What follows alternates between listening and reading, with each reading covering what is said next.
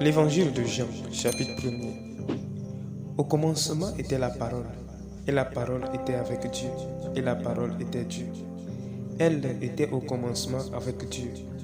Toutes choses ont été faites par elle, et rien de ce qui a été fait n'a été fait sans elle. En elle était la vie, et la vie était la lumière des hommes. La lumière luit dans les ténèbres, et les ténèbres ne l'ont pas reçue. Il y eut un homme envoyé de Dieu. Son nom était Jean. Il vint pour servir de témoin, pour rendre témoignage à la lumière, afin que tous croient par lui. Il n'était pas la lumière, mais il parut pour rendre témoignage à la lumière. Cette lumière était la véritable lumière qui, en venant dans le monde, éclaire tout homme. Elle était dans le monde, et le monde a été fait par elle, et le monde ne l'a point connue. Elle est venue chez les siens, et les siens ne l'ont point reçue.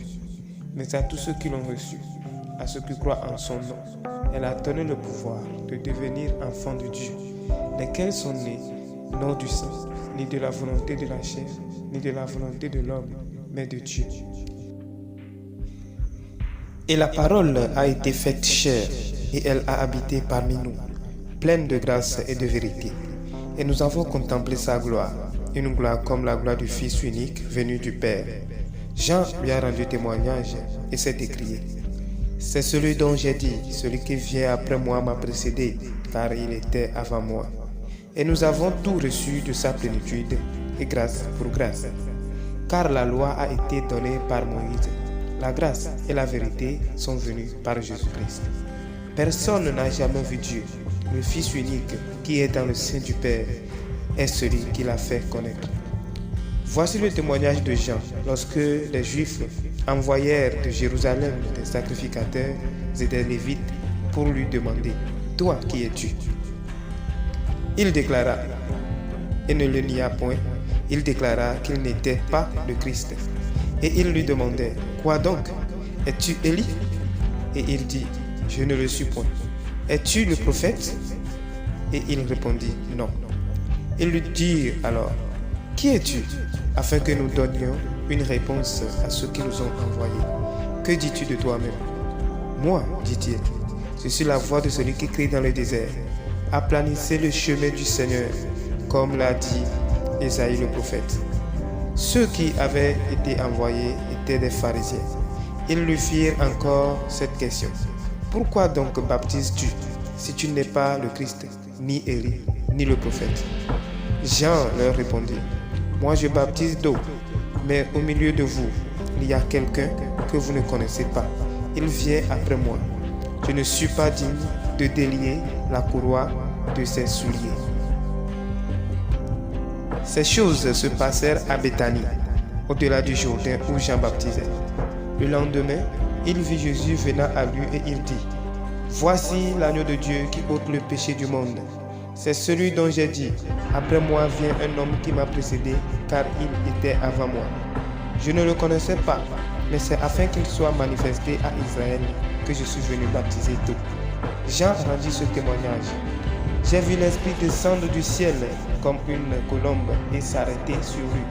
Je ne le connaissais pas, mais celui qui m'a envoyé baptiser d'eau, celui-là m'a dit: celui sur qui tu verras l'Esprit descendre et s'arrêter, c'est celui qui baptise du Saint-Esprit. Et j'ai vu et j'ai rendu témoignage qu'il est le Fils de Dieu. Le lendemain, Jean était encore là, avec deux de ses disciples. Et, ayant regardé Jésus qui passait, il dit: voilà l'agneau de Dieu. Les deux disciples l'entendirent prononcer ces paroles, et ils suivirent Jésus. Jésus se retourna, et voyant qu'ils le suivaient, il leur dit: que cherchez-vous? Ils lui répondirent: Rabbi, ce qui signifie maître, où demeures-tu? Venez, leur dit-il, et voyez.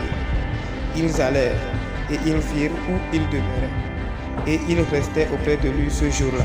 C'était environ la 10e heure. André, frère de Simon-Pierre, était l'un des deux qui avait entendu les paroles de Jean et qui avait suivi Jésus. Ce fut lui qui rencontra le premier son frère Simon, et il lui dit: nous avons trouvé le Messie, ce qui signifie Christ. Et il le conduisit vers Jésus. Jésus l'ayant regardé dit: tu es Simon, fils de Jonas, tu seras appelé Céphas, ce qui signifie Pierre. Le lendemain, Jésus voulut se rendre en Galilée et il rencontra Philippe. Il lui dit, « Suis-moi ». Philippe était de Bétsaïda, de la ville d'André et de Pierre.